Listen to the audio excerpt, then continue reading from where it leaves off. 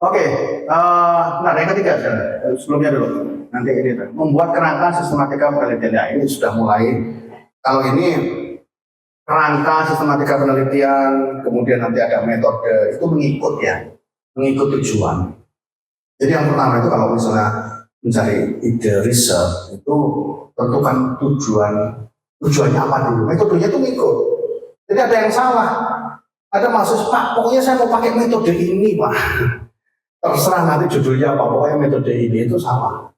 Dalam proses pembuatan penelitian, prosedurnya bukan seperti itu. Prosedurnya itu adalah mencari masalah dulu, soal Anda berusaha untuk menyelesaikan masalah, baru metodenya mengikut. Jadi tujuannya dulu, taruh ini tujuan saya dalam meneliti masalah ini, baru metodenya ngikut. Ya, seperti yang saya bilang di kelas-kelas ya, saya buat analogi. Kalau Anda mau dari Surabaya mau ke Jakarta, ya, terus tujuannya adalah, Pak, saya dalam rangka ke Jakarta, saya mau sambil kuliner dalam perjalanan. Oke, kuliner dalam perjalanan. Oke, sebelumnya saya mau nanya dulu. Ada berapa sarana transportasi atau metode transportasi dari Surabaya ke Jakarta? Apa? Kereta api, bis, pesawat, kendaraan pribadi, kapal gitu ya. Sekarang kalau tujuannya adalah saya ingin kuliner dalam perjalanan, maka apa yang tepat? Kendaraan pribadi. Bis juga nggak cocok karena Anda nggak bisa semudah itu nyuruh bis ini berhenti, ya. Apalagi pesawat, kecuali pesawat pribadi Anda. Nanti dari Surabaya ke Jakarta itu lewat Solo, Pak. Kan terserah ojek pribadi Anda. Mau beli sate apa yang apa itu, atau Jogja itu sate yang tusuknya itu dari besi.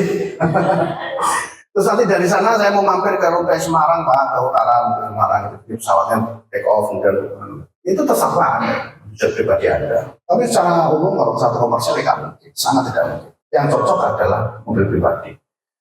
Beda ceritanya kalau ini dalam 1 jam lagi saya harus tanda tangan kontrak di Jakarta. Berarti apa? Pesawat, terlepas dari Anda punya uang atau enggak, yang cocok adalah pesawat. Pak, 1 jam lagi, Pak, ini udah jam segini, 1 jam lagi mau naik pesawat harus ngecek dulu ada pesawat apa enggak. Cek mana provider yang bisa menyediakan sewa pesawat sekarang. Lu kan mahal, Pak, saya bayar. Kenapa? Paling sewa mobil Surabaya, sewa pesawat Surabaya Jakarta paling 100 juta. Tangan saya 100 triliun. Kan nggak ada apa-apanya gitu. Nah, jadi metode itu mengikut. Anda mau naik mobil atau Anda mau naik itu mengikut tujuannya apa? Kalau tujuannya cepat-cepat, nah dia naik pesawat. Jadi jangan saya mau naik pesawat, Pak, tujuannya kemana? Nggak tahu kemana, terserah. Ini nggak mungkin seperti itu. Jadi Anda kalau mau meneliti, tujuan Anda taruh dulu. Benar, kalau tujuan seperti ini, metode ini seperti apa? Begitu. Ya, udah habis ya. Oke, singkat aja satu slide di bawahnya. Ya, ini ya. Ini adalah topik yang sangat bisa dieksplor. Ya, sangat bisa dieksplor. Pengelolaan zakat wakaf terus sampai nomor 8. Dan masih ada lagi yang lain. Dan kalau Anda mau mencari masalah, ya, coba sedikit mungkin bukaan Google ya. Nah, ini skip dulu, keluar dulu. Lihat master plan ekonomi syariah. Jadi escape atau Anda sendirilah, Anda di laptop yang sekarang ini ya di hadapan Anda googling master plan ekonomi syariah, Anda klik, terus kemudian masuk ke daftar isi, ya, kemudian cari makanan, sektor makanan. Kabari saya yang sudah ketemu, ya, tulis master plan ekonomi syariah. Nah itu di bawah itu sudah ada tulisannya sampai 2024. Nah, Anda klik, ya itu, nah itu Anda klik, bisa muncul nggak? Anda coba, ada yang udah ketemu belum? Master plan PDF-nya udah ketemu? Nah, kalau PDF-nya ketemu, terus kemudian Anda buka daftar isi, cari yang klaster makanan. Kemudian lihat peluang dan tantangan, kalau nggak salah halaman 56. Ya, coba Anda menuju ke sana. Anda menuju ke peluang dan tantangan itu bentuknya tabel ya. Bentuknya tabel. Nah, ini coba langsung buka ke halaman 56. Anda drag aja ke bawah. 56-nya di bukunya ya, bukan 56 yang di software Adobe-nya. Nah, itu yang bawah nomor 1 terus sampai 56. Terus. Berarti kurang bawahnya, kurang. Sebentar. 58 ya. Terus bawahnya ada peluang dan tantangan. Nah, ini nih. Coba besarkan, zoomkan. Itu kalau Anda lihat tantangan yang nomor 2, akses ke pasar internasional masih kecil. Kelihatan ya? Nah, apa sih tantangan? Tantangan ini adalah sebetulnya masalah yang kemudian Anda bisa jadikan judul untuk riset. Semua yang ada di bagian tantangan itu adalah masalah yang Anda bisa jadikan riset. Dan ini mengacu pada sini, inilah yang kemudian motivasi studi itu yang sangat baik. Ya, jadi banyak penelitian itu yang motivasi studinya itu nggak bagus. Motivasi studi itu apa, Pak? Motivasi studi itu adalah kamu ngerjakan ini untuk apa? Siapa yang mendapatkan manfaat dari penelitian ini? Itu harus dijawab. Nah, kalau Anda jawaban Anda misalnya, oh saya ngerjakan ini Pak, itu karena saya melihat master plan ini Pak. Master plan ini adalah official dokumen dari pemerintah. Yang artinya adalah ketika master plan ini dimunculkan peluang, itu berarti peluang yang memang sekarang jadi concernnya pemerintah. Jadi kenapa saya membuat penelitian ini? Agar bisa menjadi input solution untuk pemerintah. Contohnya itu nomor 2, akses ke pasar internasional masih kecil, masih ada masalah. Terus kemudian Anda membuat penelitian, Anda mengidentifikasi kenapa kok masih kecil. Anda identifikasi dari literatur, diskusi sana sini, dan itu metodenya. Ya, tujuannya adalah mencari faktor-faktornya. Terus kemudian mencoba solusinya bagaimana. Nah, metodenya ya bisa macam-macam, ya.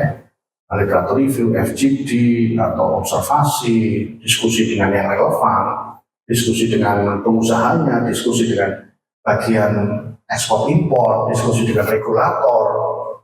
Itu caranya. Sehingga nanti hasil akhirnya itu adalah Anda harus bisa menyelesaikan ini. Saya tahu Pak caranya bagaimana nantinya supaya akses ke luar negeri itu bisa jadi lebih besar. Gimana caranya? Mohon baca penelitian saya Pak. Nah, itu keren. Itu motivasi studi yang kuat. Jadi kalau Anda nulis nanti penelitian, Anda kan pada diri Anda sendiri. Anda nulis itu untuk siapa? Oh, untuk ini Pak. Makanya lihatlah ini. Yang tantangan. Yang tantangan tuh ya, semuanya kan baru satu klaster ini. Baru klaster makanan aja kan. Ada klaster zakat, ada klaster wakaf, ada klaster apa dan sebagainya. Gitu ya. Nah, terakhir saya mau menunjukkan, coba googling lagi. Saya mau menunjukkan bahwa sampai dengan sekarang, seingat saya sudah membawa mahasiswa S2 itu untuk publikasi Scopus dengan saya. Ya, tolong tulis Rivaldi, Raditya Sukmana,